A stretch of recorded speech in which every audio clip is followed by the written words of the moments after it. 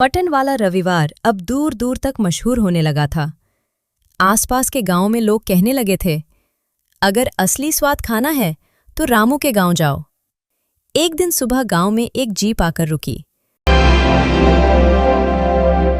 बिहार के एक छोटे से गांव बरगांव में रविवार का दिन खास माना जाता था, क्योंकि उस दिन कई घरों में मटन बनता था।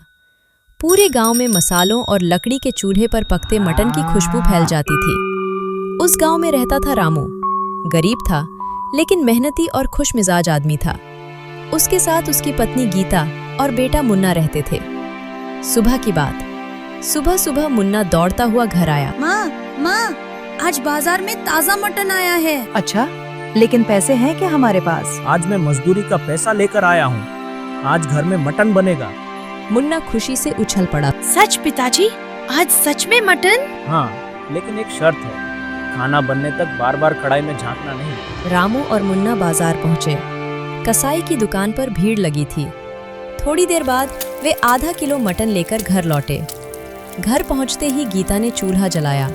कढ़ाई चढ़ी, तेल गरम हुआ, फिर प्याज। छन, पूरे आंगन में खुशबू फैल गई।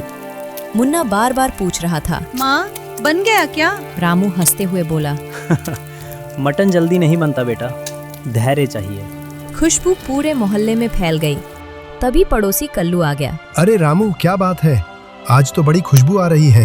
बस थोड़ा मटन बना रहे हैं। कल्लू मजाक में बोला। थोड़ा हमें भी मिल जाएगा क्या? रामू तुरंत बोला। अरे क्यों नहीं। शाम होते होते मटन तैयार हो गया। लाल मसालेदार ग्रेवी, ऊपर हरा धनिया।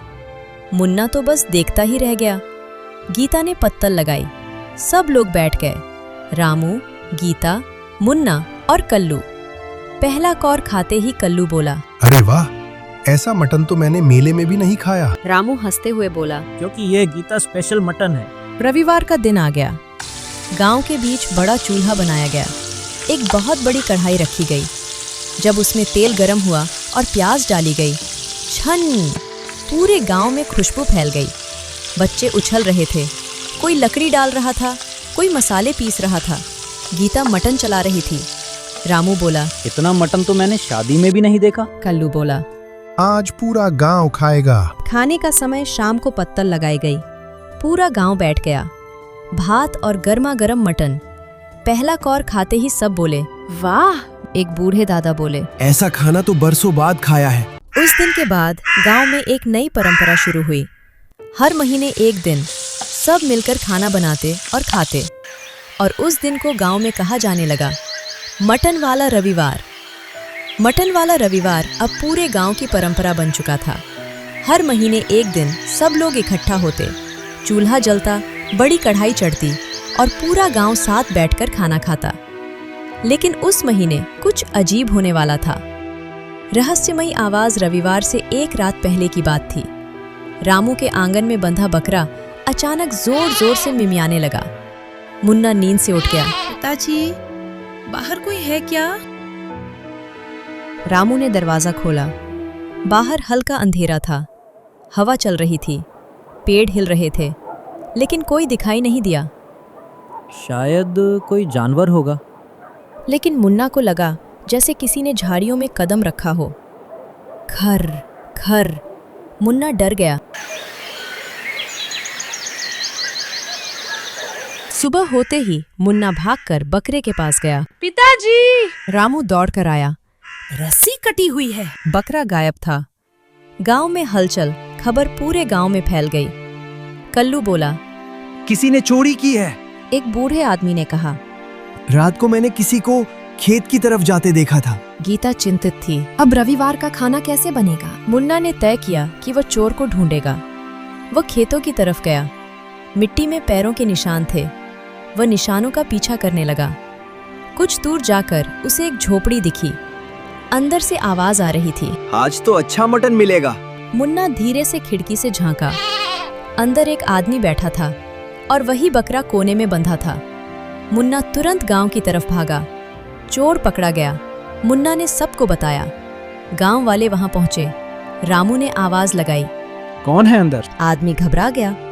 कल्लू ने दरवाजा खोला, लेकिन जब सबने ध्यान से देखा, वो बहुत गरीब और कमजोर लग रहा था। गीता धीरे से बोली। तुमने चोरी क्यों की? आदमी की आंखों में आंसू आ गए। मेरे बच्चे 3 दिन से भूखे हैं। गांव वाले चुप हो गए, लेकिन रामू बोला। चोरी गलत है, लेकिन भूख उससे भी बड़ी मजबूरी है। आज मटन बनेगा और तुम्हारा परिवार भी खाएगा। मुझे माफ कर दो।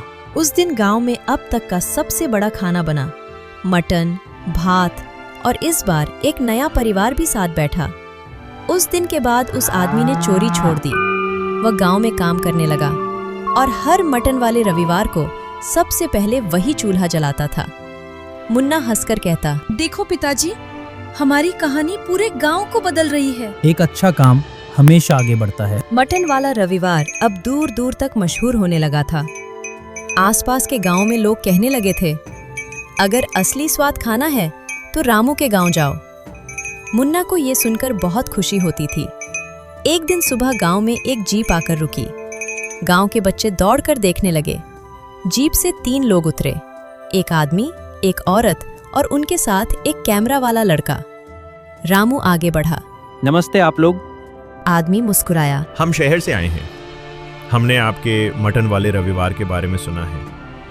हाँ, आज ही बनने वाला है। कल्लू धीरे से बोला। अरे रामू, टीवी में दिखाएंगे क्या? आदमी हंस पड़ा। हम खाना और गांव की परंपरा पर वीडियो बनाते हैं। आज पहले से भी बड़ी तैयारी हो रही थी। लकड़ियां लाई गईं, मसाले पीसे गए, बड़ी कढ़ाई चढ़ी। कैमरा वाला लड़का सब रिकॉर्ड कर रहा था। वो बोला, वाह, ये तो असली देसी किचन है। थोड़ी देर में फिर से प्याज तली गई, मसाले डाले गए, मटन पकने लगा।